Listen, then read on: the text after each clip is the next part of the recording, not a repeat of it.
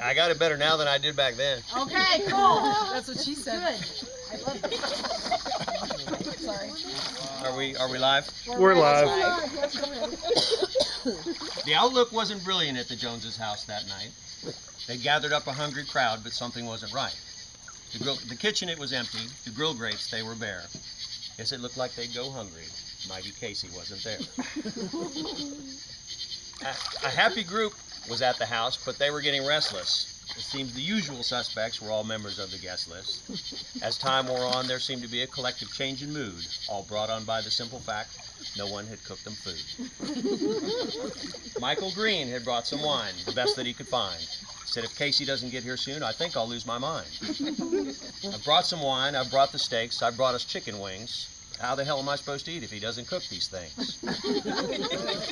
Jean was her usual quiet self, and Sally too was here.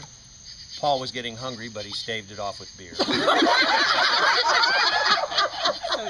The Sheezers, Jim and Peggy, were turning up the heat.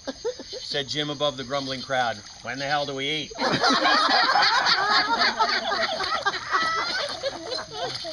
Judy said I'd cook, but I'm an artist, not a chef. I could ask him for a favor and call on Deacon Jeff. But seems like last time he was here, he couldn't afford to linger. He had to rush to Baptist South for cutting off his finger.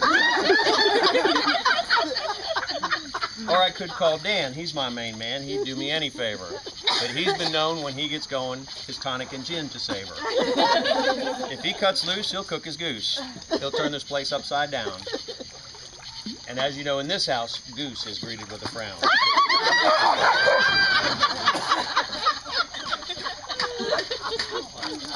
Just when it seemed the tummy rumbling couldn't get more loud, the room grew strangely quiet. A hush fell o'er the crowd. A sea of people parted, and there he was at last. And you could see heads slightly bow toward him as he walked past. Yes, Casey, mighty Casey, had showed up just in time, and surely now that he was here, the meal would be sublime. He quickly grabbed his apron. He grabbed his favorite apron and quickly grabbed his tongs and set out with abandon to undo the evening's wrongs. Excuse me. There was ease in Casey's manner as he stepped up to the grill. He held a towel in each arm in case there was a spill. And when responding to the crowd, he deftly took a bow. We knew the meal would be a gem. We knew he'd serve great chow. He called for spices, called for herbs. No seasoning would be spared. He cooked till he could cook no more. His very soul he bared. His expert hands moved quickly. You could see the glint of steel. Ingredients were swiftly used. He cooked almost by feel. He'd cook for friends and neighbors. He'd cook for family too. He'd cook things no one heard of.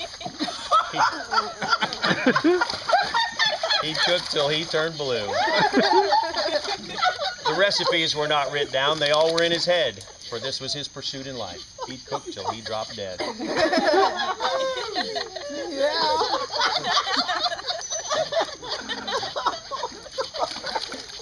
Aromas wafted through the house. We scarce contained ourselves. And very soon the kitchen had naught but empty shelves. With great anticipation, we formed up in a line and finally heard those magic words, folks, it's dinner time. Oh, somewhere in this favored land the sun is shining bright, and somewhere friends and family gather so to share a bite. And after dinner somewhere they'll savor pies and cakes, but there is no joy at the Joneses. Mighty Casey burned the steaks.